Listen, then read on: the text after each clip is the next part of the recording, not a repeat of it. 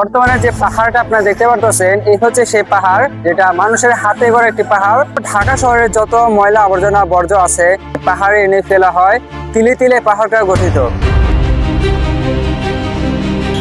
তো আমরা এখন পাহাড়ের দিকে আস্তে আস্তে এগোচ্ছি। তো এখন আমরা চলে আসছি সেই পাহাড়ের সামনে।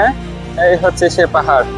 তো চলুন আমরা আস্তে আস্তে প্রবেশ করি পাহাড়ের দিকে। আমরা যতই সামনে যাচ্ছি আস্তে আস্তে অসুস্থ হয়ে পড়ছি। একদিকে কাঠফাটা রোদ, তীব্র দুর্গন্ধ আর অক্সিজেনের অভাব। এরই মধ্যে আমরা প্রবেশ করছি পাহাড়ের দিকে। শহর থেকে আসা ময়লার গাড়িগুলো একের পর এক প্রবেশ করছে আর তীব্র দুর্গন্ধ।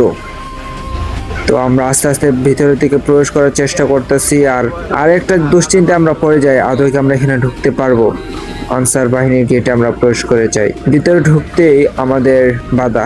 এখানে ঢুকতে হলে নগর ভবন থেকে আনতে হবে অনুমতি। আমরা এটার ভিতরে যাওয়ার জন্য ঠিক সিকিউরিটি গার্ড বা আনসার বাহিনী যে আছে সেই আনসার বাহিনীর সাথে কথা বললাম, তারা আমাদেরকে ঢুকতে দিল না।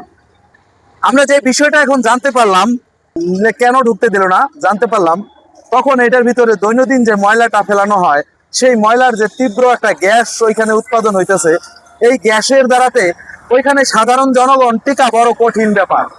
যে উত্তপ্ত তাপ, ওইখানে তাপ এবং গ্যাস এই দুটাকে একত্রিত করার পরে ওইখানে কিছু সংখ্যকের লোক হঠাৎ লাশ পাওয়া গেছিল। এই কারণেই ওইখানে ঢুকতে দেয় না। আর ওইখানে ঢুকতে গেলে একজন গাইডের প্রয়োজন আছে, কোথায় কোথায় যেতে পারবো আর কোথায় কোথায় যেতে পারবো না। আমরা নগর ভবনে যাব, সেখান থেকে অনুমতি নিয়ে আসবো, সেখান থেকে অনুমতি নিয়ে এসে এখানে ঢুকে এবং এখানের জীবনযাপন, মানুষগুলোর জীবনযাপন কিভাবে করে সেগুলো তুলে ধরবো। সেই পর্যন্ত আপনারা এই ভিডিওটা সাবস্ক্রাইব করে চ্যানেলটি অল নোটিফিকেশন অন করে দিতে পারেন এই ভিডিওটা পাওয়ার জন্য। কারণ বিশ্বের ভিতরে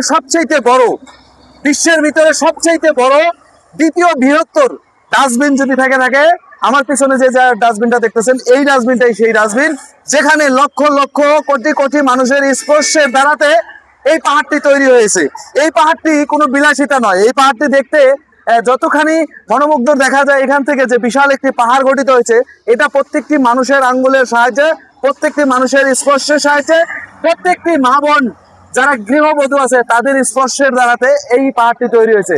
দেশ গ্রামের ভিতরে সবকিছু ময়লার আবর্জনার মাধ্যমে যেই পাহাড়টি তৈরি হয় সেই পাহাড়টি হচ্ছে এই পাহাড়।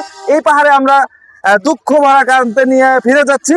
আমরা এটার ভিতরে ঢুকতে পারলাম না এইটা কারণেই যে ওখানে এত তীব্র গরম, এত তীব্র তাপমাত্রা, যেখানে আমরা যেতে পারবো কোথায় যেতে পারবো না এটার একটা কনসেপ্ট থাকে। হুবহু আমরা এখানে ঢুকে গেলাম, প্রচন্ড তাপ, ওইখান থেকে অসুস্থ হয়ে গেলাম, ফেরত আনার মতো কোনো লোক এখানে নাই। তাই ওরা চাইছে যে নগর ভবন থেকে একটা অনুমতি নিয়ে এসে তাদেরকে একটা গাইড দিবে, তাদের সাথে একজন সিকিউরিটি থাকে কোন কোন জায়গায় যেতে পারবো, কোন কোনটা ভিডিও করতে পারবো সেটা দেখিয়ে দিবে। সেই পর্যন্ত অপেক্ষা থাকুন। আজকের ভিডিওটা এ পর্যন্তই শেষ করতে যাচ্ছি। দুঃখের বিষয়, খুব কষ্ট নিয়ে এখান থেকে ফেরত যাচ্ছি। সেই পর্যন্ত ভালো থাকুন। খোদা হাফেজ, আল্লাহ হাফেজ। আর যেখান থেকেই দেখবেন চ্যানেলটি সাবস্ক্রাইব করে অল নোটিফিকেশন অন করে দিন এই ধরনের ভিডিওগুলো পেতে।